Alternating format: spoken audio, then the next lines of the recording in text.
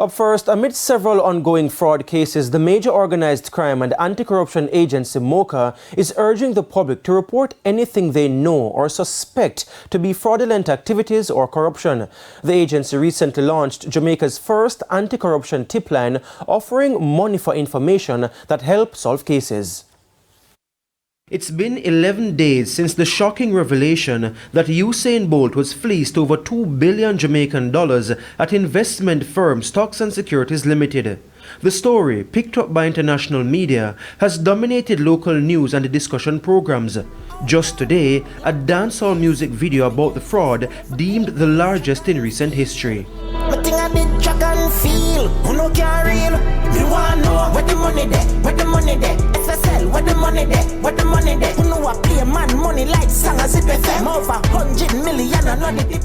The Prime Minister insists relevant government agencies are acting decisively to uncover the full extent of the fraud. Now, the major organized crime and anti-corruption agency MOCA is inviting the public to share any information they may have about this and other fraud. Anything that has to do with fraud, embezzlement, extortion, lottery scamming, high-level government corruption, contracts being awarded under questionable circumstances, that sort of thing.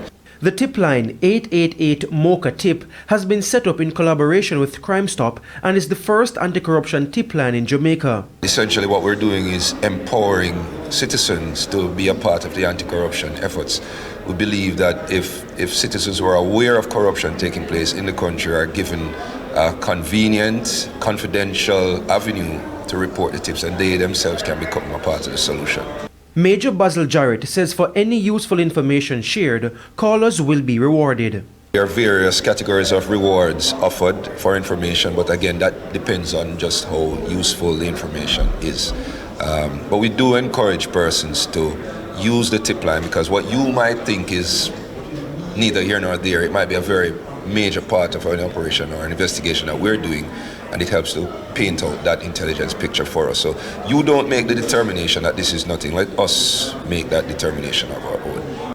In the meantime, the former JDF spokesman wants Jamaicans to play their part to help curb fraud and corruption. We want Jamaicans to increase their vigilance, not just for organized crime, but also corruption. We're not going to take this country back unless every citizen starts to play their part. We firmly believe that at MOCA, and that's why we've given this tool to empower the public, and we hope that they'll take advantage of it. In 2022, Transparency International's Corruption Perception Index showed Jamaica slipped one place to 70th in 2021 from 69th out of 180 countries in 2020. The Corruption Perception Index remains at 44, where 0 is considered highly corrupt and 100 very clean. According to that ranking, Jamaica remained the 5th most corrupt country in the Caribbean, behind Haiti, the Dominican Republic, Guyana, and Trinidad and Tobago. In addition to the ongoing SSL saga, there have been fraud cases with employees at the National Commercial Bank, Sagicor Bank, and just this week, Knox College.